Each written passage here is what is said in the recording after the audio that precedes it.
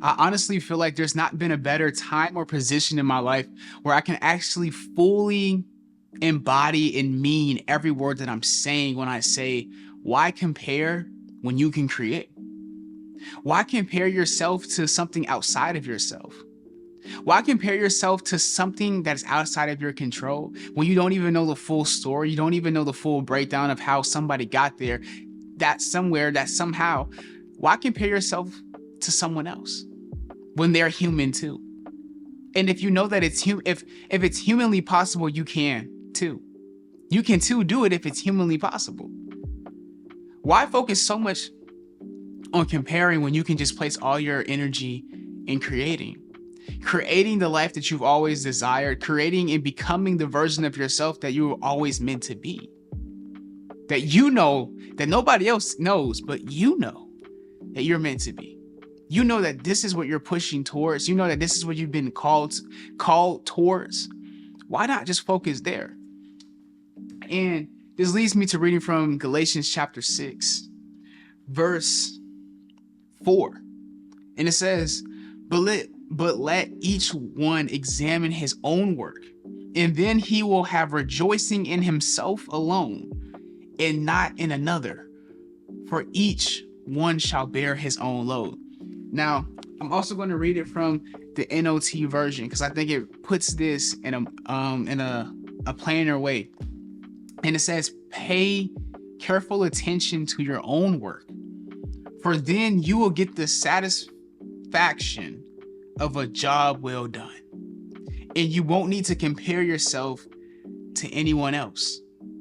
For we are each responsible for our own conduct, our own work, our own reward. We are responsible. I love how it says pay close attention. Pay close attention or pay careful attention to your own work. For then you will get the satisfaction of a job well done. And you won't need to compare yourself to anyone else. That's so good. And the reason why I can say this and I can say it so confidently is because I lived a life for the past 23 years. I'm still 23, but just a couple of months now, from maybe like November to now, I have been truly stepping into I've got out of the envy and the jealousy of seeing people in positions and wondering why they got there and I'm not. I got over that. But now I can actually get to work. Now I can pay careful attention to my life and not judge myself compared to somebody else. I don't have to live in reference of who I used to be or who I'm trying to be. I don't have to, because sometimes it's not even somebody else that you're comparing yourself to, but it's you. It's your future version of yourself. It's your previous version of yourself that you're comparing yourself so harshly against. Because maybe you got out of alignment with the goal, but 6 months ago you were so in alignment and now you're trying to get back to who you used to be rather than just continuing to move forward. That's like trying to travel to a different destination and you make the wrong turn or you miss your exit, and instead of just going to the next turn or the next exit, you turn all the way back home and you try to go back instead of continuing to move forward. You wouldn't, right? You just wouldn't. So why are we looking back instead of just looking now, instead of being present in where you are, instead of taking the leap? Take the leap because you know the leap is worth taking. Take the leap not because you know not because you know even how you're going to land, but just because you know that it's worth it. I would rather take the leap than just be standing on the edge. Especially when you see others taking the leap. Then you start comparing yourself to, why am I not doing it? And I think it's a good enough question to have a response. Ask yourself, why aren't you? Why aren't you doing it? Because I believe that when we allow ourselves to start doing deep work, we get to the root of the problem. And then once we get to the root of the problem, we can actually find the solution. And the solution is typically always something that you've already known.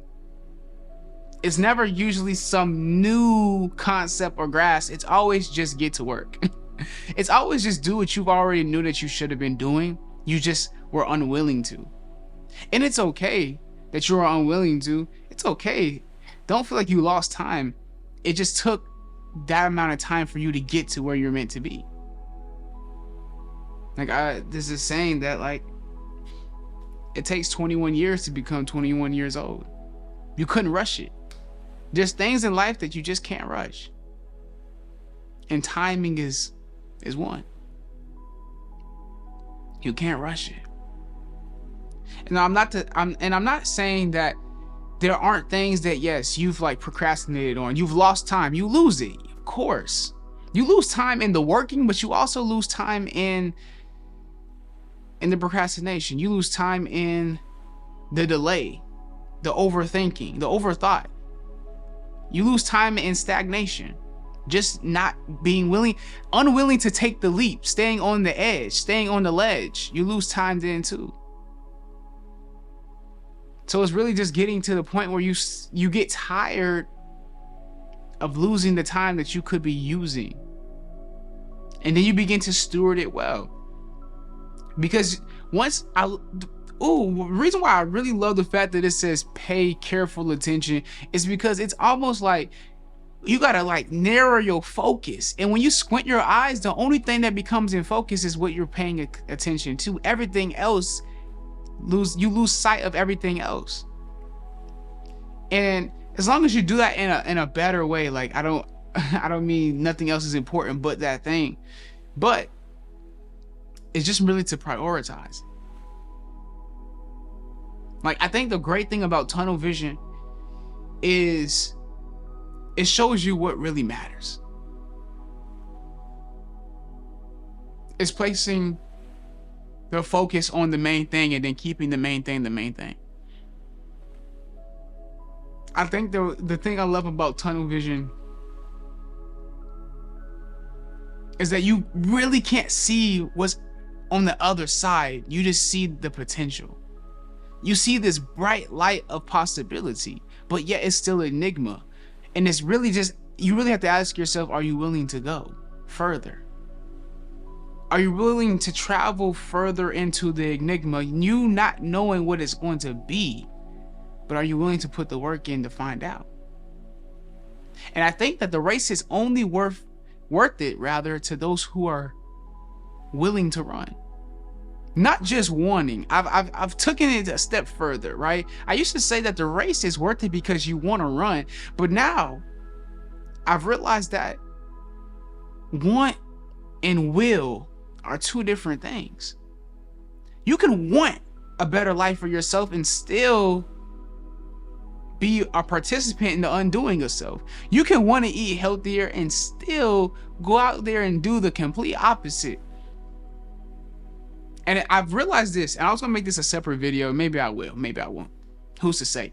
But I was working out the other day, and before the workout even happened, I drove to the park because I do like a lot of calisthenics. And without going deeper into the why, I just drove there and I expected myself, because I don't take pre-workout or anything like that. I just expected myself that once I got into the environment that it would switch. Usually it does. I was tired though. So that day, which is like 2 days ago, actually yesterday, it didn't click. It didn't click for me. Like I thought that because I got into the environment that was all the motivation that I needed. And I just was sitting in the car waiting for me to get locked in, getting into that mode of like, let's go do this. And it never came. And I just saw this one woman. She was running like Superwoman. I promise. She took off like with intention. And that inspired me and said, let me get out of this car and get to work. And as I was getting to work and I was putting the work in, I was doing pull-ups, I was sprinting, I was doing all these things, I started adding more to it. I started pushing myself further and further, me getting to this point. Motivation a lot of times doesn't happen before, but rather while you're doing it. It happens in it. It happens while you're on the path, while you've already taken steps in the journey, while you're taking the small steps for the great distances. That's when the motivation is there. Not when you're pondering if it's worth it. The motivation comes because you already know that it is. And that you're actively participating in the doing of self. But sometimes you need help. Sometimes you just getting in the right place at the right time isn't all that's needed. And I get to this stronger point here where I say that sometimes all that you have isn't all that you need. We're not in this to do life alone. And I love that what really set me on fire was seeing how intentional she was at getting everything that she could out of everything that she had. And then what was also dope is because we didn't say a word to each other, but we recognized each other. And as she was pushing herself, I watched her. And then as I was pushing myself, she watched me. There was no need for a conversation because sometimes what's understood doesn't have to be said. It was basically us just giving the approval, giving the recognition, hats off to you getting the best out of you.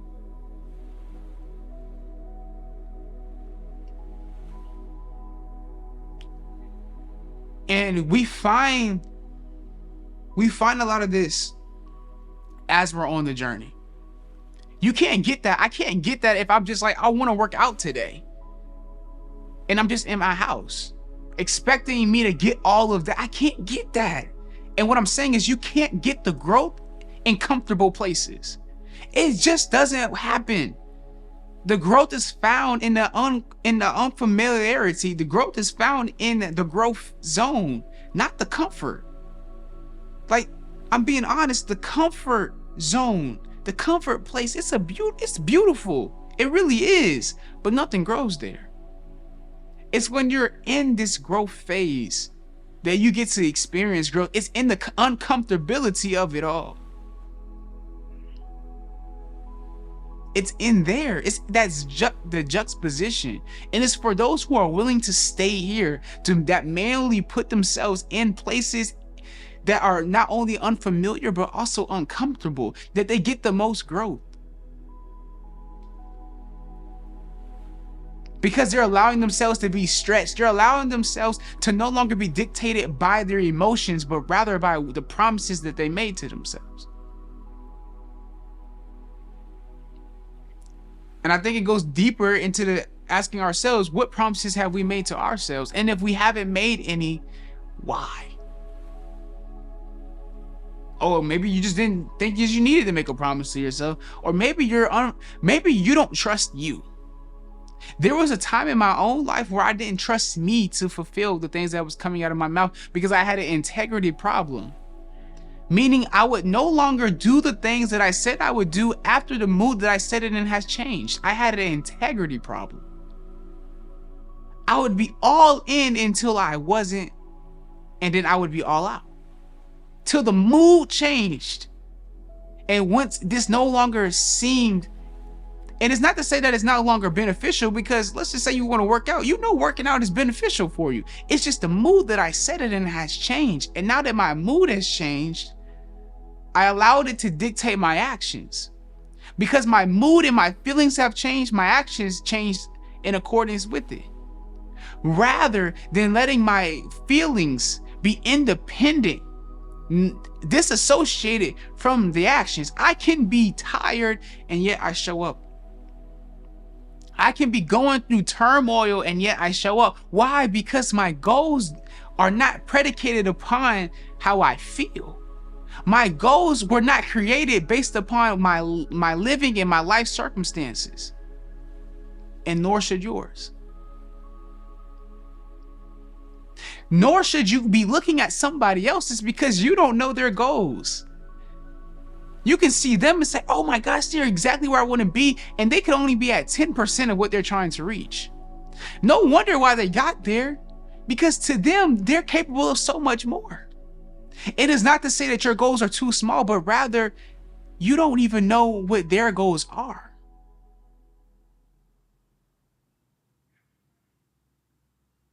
And the fact that you're missing that you're in the blessing right now because somebody else is just trying to get to where you are. And you're so fixated on looking and comparing yourself to somebody else when you should be paying careful attention to what you already have in your hands. You're so focused to what they get, what they're getting, that you're mistreating what's in your hands. You're fumbling what's in yours because you're so focused on what's in theirs. The easiest way to run outside of your lanes in track is to focus on somebody else's lane, rather than just paying careful attention to the road ahead.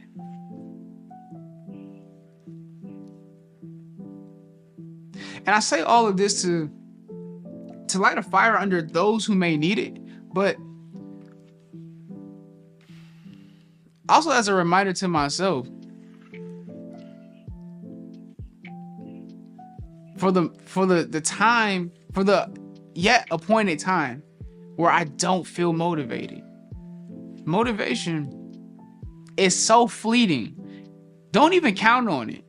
Motivation most times doesn't even show up.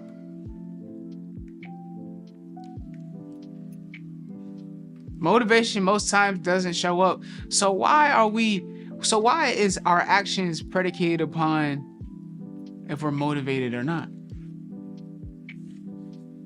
You don't need motivation, you need discipline. Mike Tyson says he defines discipline as doing the thing that you hate like you love it. And when you get in more in a spiritual realm, you realize that, man, everything that I'm saying that I have to do is something that I get to do.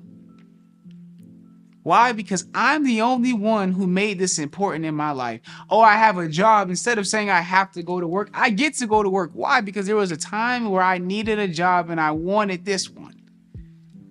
And I was grateful and gracious to have it. But now I've allowed my emotions to dictate how I feel.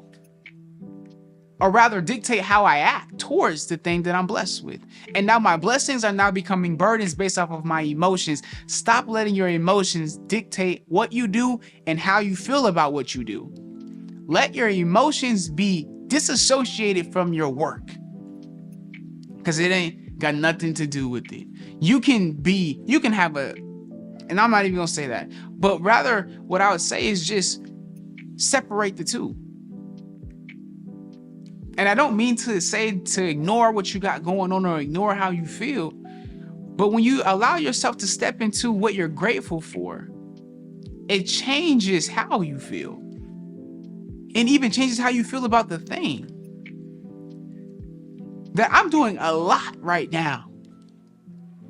But I'm only doing a lot because I want a lot on my plate.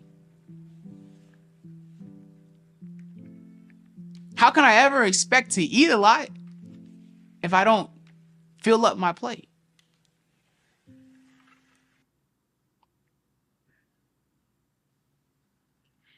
It is not to say that you should do more than what you feel called to do, but rather just to appreciate what you have. And in that appreciation, you get to realize that I don't have to compare. Because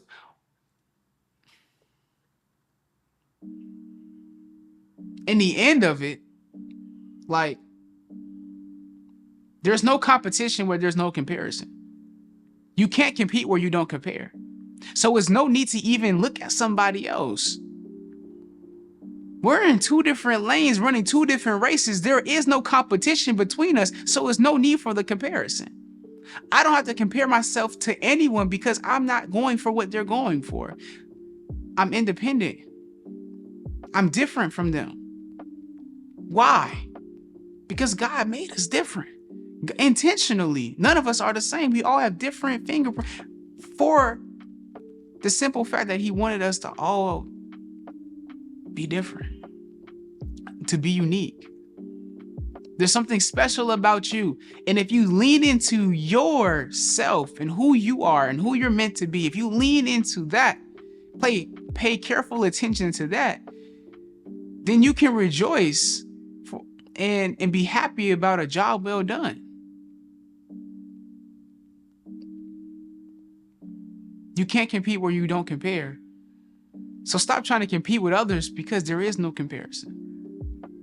And if you made it to the end of this video, I appreciate you. I hope this was a blessing to you. I hope that these videos speak to those who need them. I think it's amazing if these videos, they go viral, they blow up, whatever. I think that's cool. But more importantly, the message just needs to be received by those who need it. And if that's what happens, then that's what I'm most gracious for.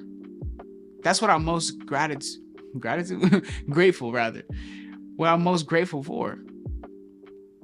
And hey, even if this isn't the video for you and you don't like this video, it's okay, because I do. And hey, maybe not today, but that's why I'll see you tomorrow. Peace.